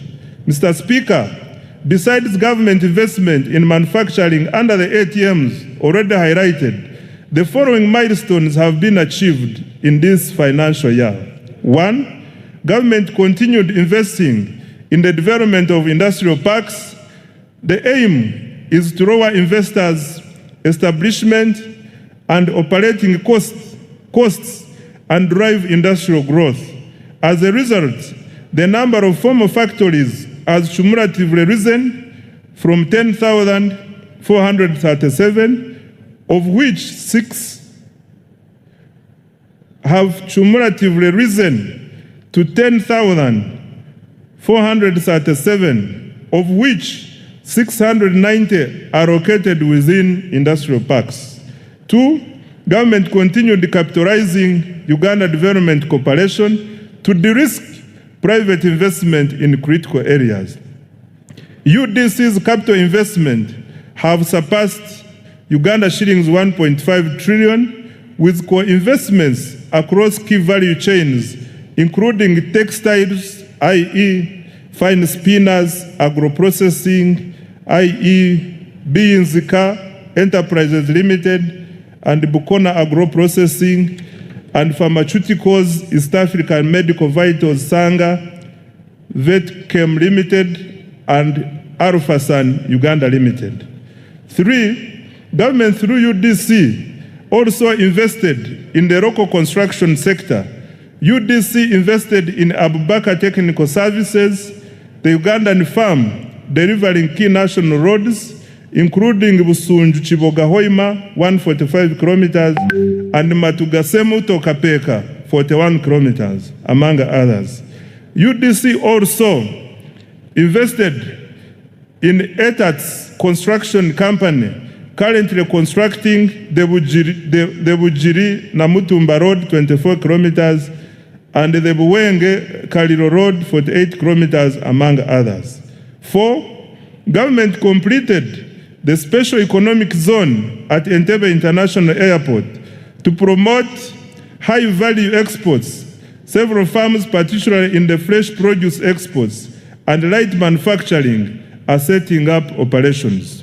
5, continued expansion of presidential zonal hubs, which are tackling youth unemployment by providing practical industrial and vocational skills. To date, 82,790 youth have been trained, and the number of hubs has grown to 28 nationwide. Mr. President, I thank you so much for this initiative. Financial year 2026-2027 priorities for manufacturing and industrial development. Mr. Speaker, government has allocated Uganda shillings 1.03 trillion to the manufacturing program for financial year 2026-2027.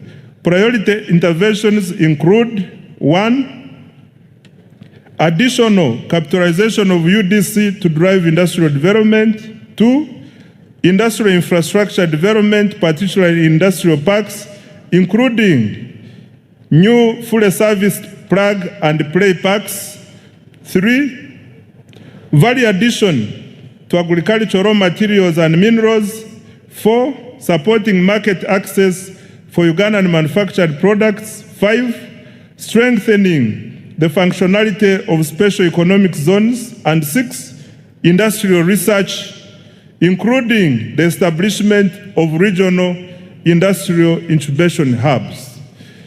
Under market access for wealth creators, Mr. Speaker, wealth creators need access to both domestic and export markets. Expanding the domestic market requires higher household incomes and increased purchasing power to stimulate demand for locally produced goods and services. Export growth, on the other hand, requires deeper regional integration to access larger markets within the East African Community, COMESA, and the African Continental Free Trade Area. These opportunities are complemented by preferential and duty-free market access arrangements negotiated with key partners, including the European Union, the United Kingdom, Russia, Serbia, and the countries in the Middle East. To expand both domestic and export markets, government will continue investing in standards, quality assurance, certification, and market intelligence to enhance the competitiveness of Ugandan products and services. To this end, government has so far implemented the following. Number 1, strengthen certification services to enhance efficiency. Additional personnel have been recruited and trained to increase capacity of the Uganda National Bureau of Standards to undertake certification, surveillance, and enforcement of standards. Following automation, the turnaround time for import inspection reduced from 3 weeks to 4 hours. Production testing reduced from 30 days to 14 days. And product certification reduced from 180 days to 45 days. 2, decentralization and modernized certification services to enhance access.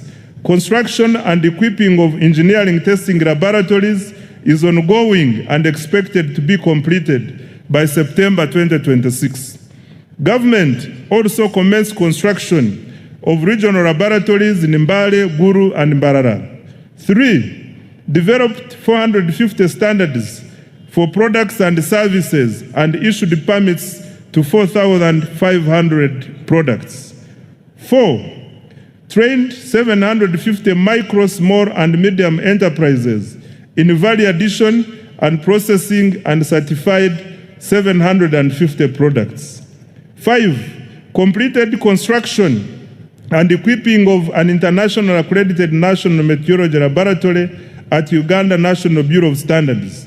The laboratory is being used to calibrate equipment used in the National Food Safety Laboratory and other agro-food processing laboratories and industries. 6, commenced operations of the Petroleum Laboratory in January 2026. Over 40 product samples of petroleum products have since been tested. Mr. Speaker, priority interventions for financial year 2026-27 include 1, development of quality assurance infrastructure. The euro 163.56 million enhancement agricultural production, quality and standards for market access project. 2, strengthening the capacity for development of standards and certification of products and services. 3, completing construction and equipping of the engineering laboratory and continuing construction of regional laboratories. And 4, accrediting private laboratories to increase access. I now come to environmental protection and disaster management. Mr. Speaker, sustainable management and use of natural resources, land, water, and environment, as well as effective response to climate change, are essential for boosting productivity and value addition. To cushion Ugandans and our economy from climate shocks, government invested Uganda shillings 9.6 billion this financial year in early warning systems, hazard mitigation, and emergency relief items for affected households. Government also invested heavily in water for production facilities to protect our farmers during drought. Mr. Speaker, sir, in order to protect and restore wetlands, government undertook the demarcation of 104 kilometers of wetland boundaries and restored 15,000 hectares of degraded wetlands. A total of 8,319 hectares of graded Central Forest reserves were demarcated alongside 404 kilometers of forest boundaries to enhance the protection and management of forest resources. Mr. Speaker, the safeguard of our environment and adapt to climate change, government has, Mr. Speaker, to safeguard our environment and adapt to climate change, government has allocated Uganda shillings 494.08 billion next financial year. These funds will protect 1.26 million hectares of forest reserves and wetlands, restore 10,000 hectares of degraded wetlands, and demarcate critical river banks and lake shores, particularly along the Nile. We will also upgrade meteorological services and early warning systems to deliver accurate forecasts for agriculture, aviation, and climate monitoring. In addition, Uganda shillings 361.88 billion has been allocated to the contingency fund to strengthen our national disaster response next financial year. I now come to administration of justice. Mr. Speaker, under the administration of justice program, the following achievements were recorded. 1, expanded access to justice with the proportion of districts having complete justice service points rising from 79% in financial year 2020-2021 to 89%. This was achieved by operationalizing new High Court circuits now at 29 and establishing 10 additional magistrates courts now totaling 268, including in the island communities. 2, decentralization of the Court of Appeal is underway in Mbarara and Gulu to improve regional access to appellate justice. 3, judicial capacity has been strengthened with the appointment of additional justices of the Court of Appeal, now 20, and High Court, now 88, along with more magistrates to reduce case backlog and serve high demand areas. 4, resolution of commercial disputes has improved. Between 2023 and 2025, the judiciary disposed of 38,102 commercial and land cases worth Uganda shillings 14.47 trillion, unlocking capital and boosting economic activity and investment. Promotion of alternative dispute resolution has been scaled up, resolving over 8,000 cases in financial year 2025-2026, alongside nearly 25,000 small claims matters worth Uganda shillings 19.5 billion. 6, mobile courts have been deployed to hard-to-reach and refugee hosting areas, bringing hearings into communities to accelerate case resolution and improved access to justice. In financial year 2026-2027, priorities for administration of justice, Mr. Speaker, are the following. Uganda shillings 665.55 billion has been allocated under this program for financial year 2026-2027 to number 1, expand access to justice and further decentralize appellate services. 2, recruit and deploy judicial officers. 3, reduce case backlog through alternative dispute resolution and mobile courts. 4, digitize courts, case management and e-filing. 5, strengthen prosecution, forensic services and anti-corruption efforts. And 6, upgrade court infrastructure and circuit operations. I now come to legislation and oversight. Mr. Speaker, sir, during financial year 2025-2026, the 11th Parliament held 34 sittings, passed 18 bills, and concluded one petition, passed 29 resolutions, and adopted 22 reports.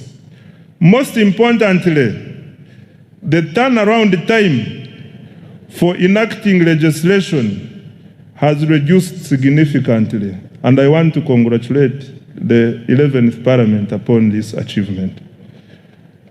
Next financial year, government has allocated Uganda shillings 1.23 trillion to enable Parliament to fulfill its constitutional mandate of legislation, appropriation, oversight, and effective representation.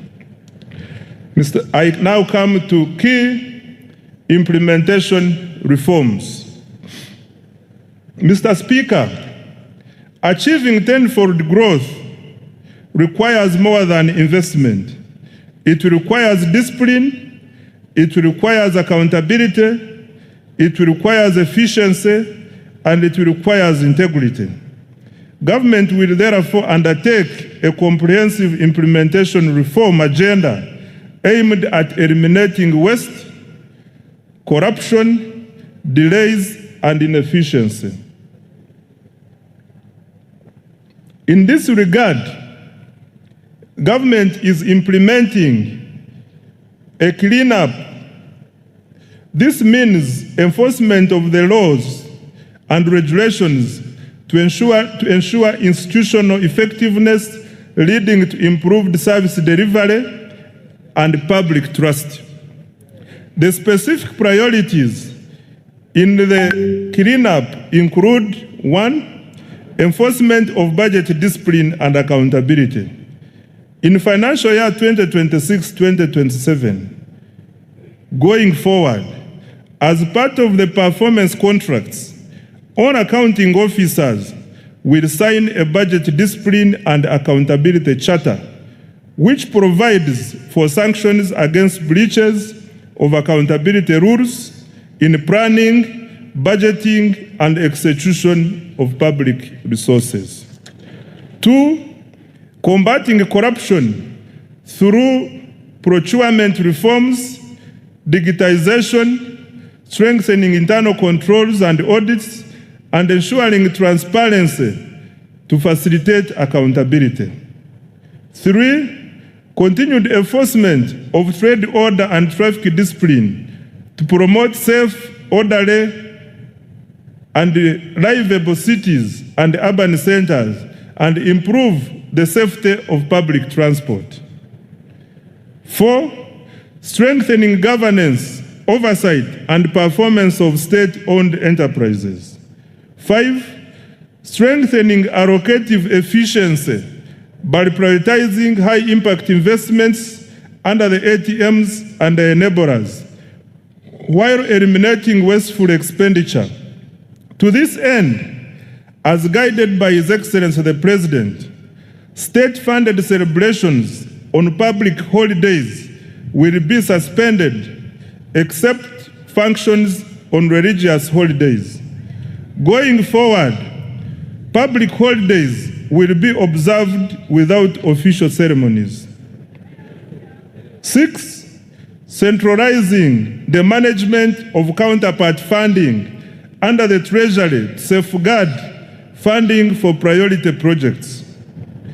7, implement the contributory public service pension fund to attain fiscal sustainability of the management of pension liabilities for government workers. I now come to the financing of the budget for financial year 2026-2027. The financing strategy for financial year 2026-2027. Mr. Speaker, the financing strategy for financial year 2026-2027 seeks to create additional fiscal space to finance government priorities while maintaining debt sustainability. This will be achieved through: number 1, strengthening tax administration and compliance. 2, introducing targeted tax policy measures to increase domestic revenue. 3, mobilizing concessional financing from development partners and international financial institutions. And 4, expanding alternative sources of financing, including public-private sector partnerships, venture capital, innovative instruments such as Sukuk, and listing of commercially viable public enterprises on the stock exchange. Resource envelope. Right Honorable Speaker, the total resource envelope for financial year 2026-2027 is 84,391,743,343,426 shillings. This is detailed as follows: 1, domestic revenues, Uganda shillings 45.96 trillion, of which 40.16 trillion is tax revenue, 4.02 trillion is non-tax revenue, 1.44 trillion is petroleum revenue, and 339.8 billion is local government revenue. 2, domestic borrowing, Uganda shillings 11.97 trillion. 3, domestic debt refinancing is Uganda shillings 13.97 trillion. External borrowing for general budget financing is Uganda shillings 1.22 trillion, and external financing for projects is Uganda shillings 11.27 trillion. Expenditure allocations. Mr. Speaker, a summary of the allocations of the above resources is as follows. 1. Wages and salaries, Uganda shillings 9.709 trillion. 2. Non-wage recurrent expenditure, Uganda shillings 33.276 trillion, which also includes operational funds for institutions, financing for all wealth creation funds, financing for science and technology investments, grants for education and health, medicines, maintenance of infrastructure, and interest payments, among others. 3. Development expenditure, Uganda shillings 22.054 trillion. 4. Domestic debt refinancing, 13.967 trillion. 5. Debt amortization, Uganda shillings 4.181 trillion. 6. Domestic debt repayment to Bank of Uganda, Uganda shillings 547 billion. 7. Domestic arrears, Uganda shillings 317 billion. And 8. Local government expenditure from own revenue, Uganda shillings 339.8 billion. Mr. Speaker, details of the resource envelope and expenditure allocations by vote for financial year 2026-2027 are provided in annexes 1 and 2, respectively, of this speech. The budget for financial year 2026-2027, totaling to 84.39 trillion, has therefore increased by Uganda shillings 2.78 trillion from the revised budget of Uganda shillings 81.61 trillion for financial year 2025-2026. I now come to the tax measures for financial year 2026-2027. Mr. Speaker, sir, let me now highlight the key tax policy measures as approved by Parliament to support domestic revenue mobilization, investment, job creation, and economic growth. Under income tax, Mr. Speaker, Parliament approved the following income tax measures. 1. Extension of income tax exemption for Bujagali Energy Limited until 2032 to support affordable electricity tariffs at an estimated revenue cost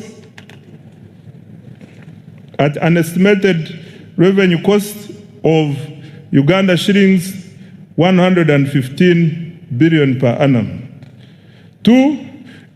Increase in the pay-as-you-earn threshold from Uganda shillings 235,000 to Uganda shillings 335,000 per month to raise take-home pay for low-income workers at an estimated revenue cost of Uganda shillings 96 billion. 3. Introduction of a 5% withholding tax on payment of interest to foreign lending institutions to ensure equitable taxation of interest income. 4. Provision for individuals to file and pay rental income tax monthly to improve voluntary compliance and reduce tax arrears. 5. Introduction of a tax holiday for developers of hotels and other ultra-luxury tourism facilities investing at least United States dollars 10 million for foreign investors and United States dollars 5 million for Ugandan investors. 6, equalization of tax treatment of Tier 4 financial institutions by allowing deductions for provisioning for bad debts, thereby reducing the cost of capital. Under value-added tax VAT, Mr. Speaker, Parliament approved the following VAT measures. 1, increase in the annual VAT threshold from Uganda shillings 150 million to Uganda shillings 300 million to ease compliance for small businesses and improve tax administration efficiency.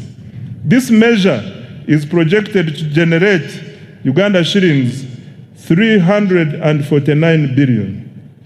2, extension of VAT deferment to inputs used in iron ore processing to support mineral value addition and industrialization. Under excise duty, Mr. Speaker, Parliament approved the following excise duty measures. 1, increase in excise duty on diesel and petrol by Uganda shillings 200 per litre to generate Uganda shillings 450 billion in revenue. 2, increase in excise duties on selected products as follows. 1, alcoholic drinks like Uganda Waraji, Black Label, Cognat, and Amarula from Uganda shillings 1,700 to Uganda shillings 3,500 per litre to generate Uganda shillings 85 billion. 2, motorcycles at first registration from Uganda shillings 200,000 to Uganda shillings 500,000 to generate 26 billion. 3, single-use plastics from 2.5% or $70 per ton to 25% or $1,500 per ton to protect the environment and raise 10 billion. 4, cooking oil from Uganda shillings 200 to Uganda shillings 400 per litre to generate 25 billion. 5, cement from Uganda shillings 500 to Uganda shillings 750 per 50 kilograms per bag to generate 15 billion. And 6, sugar from Uganda shillings 100 to Uganda shillings 200 per kilogram to generate 25 billion. Introduction of excise duty on selected products as follows. 1, locally manufactured paints and varnishes at 3% or shillings 50 per litre or kilogram, whichever is higher, and imported paints and varnishes at 10% or Uganda shillings 2,000 per litre, whichever is higher, to generate 24 billion. And cooking fat at shillings 500 per litre or kilogram to generate 15 billion. On stamp duty, Mr. Speaker, a modest stamp duty has been introduced on the first registration and transfer of motor vehicles and motorcycles as follows. 1, motorcycles, tricycles, and quadricycles, Uganda shillings 30,000. And 2, any other motor vehicle, Uganda shillings 200,000. This will generate Uganda shillings 30 billion. Under the Tax Procedures Code Act, Mr. Speaker, Parliament approved the following tax relief measures. 1, waiver of principal tax, penalty, and interest owed by a taxpayer to URA as at 30th June 2016. 2, extension of the waiver of interest and penalties outstanding as at 30th June 2025, provided the principal tax is paid by 30th June 2027. On external trade, Mr. Speaker, Parliament approved an increase in environmental levy on imported used clothing from 15% to 30% of cost insurance and freight, CIF value, to support local manufacturing as well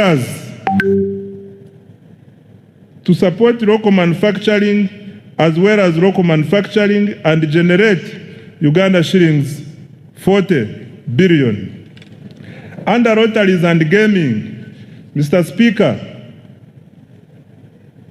Parliament approved increase of the tax for betting from 20% to 30% to harmonize taxation across gaming activities and generate Uganda shillings 24 billion.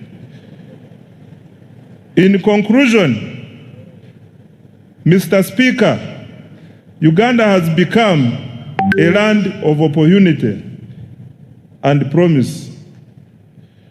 Our economy has expanded to United States dollars 69 billion and is projected to grow at a double-digit rates driven by strong export performance, fast oil, and sustained wealth creation interventions. More importantly, this growth is increasingly translating into jobs, higher incomes, and better livelihoods for Ugandans. Investor confidence is rising, and the Ugandan diaspora is responding with increased remittances, investment, and active participation in our transformation. This budget aims to accelerate the attainment of the tenfold growth strategy. Government has allocated 99% of discretionary resources to the ATMs, i.e. agro-industrialization, tourism development, mineral-based industrialization, and science, technology, and innovation, and their key enablers.